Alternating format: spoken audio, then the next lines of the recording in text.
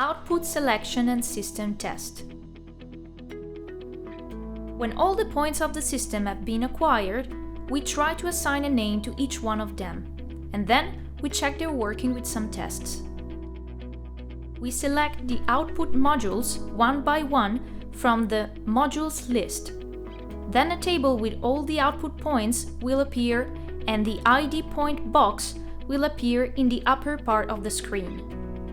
For every output point that has been selected, the toolbar in the bottom right corner of the screen will show the controls which allow to check the associated output. Depending on the type of output, we will have relay, 2 buttons on/off,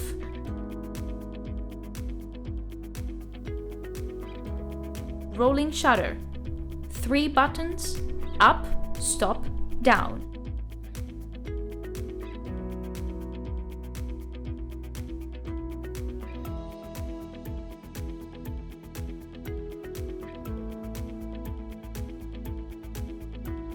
dimmer, a cursor for intensity settings,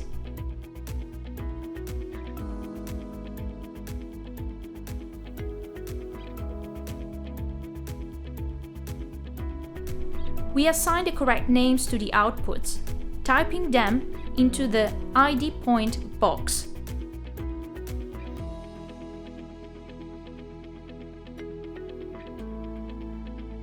This will allow a better identification of the point, instead of the generic description. For example, 01.1. This option allows to create the database for the output points,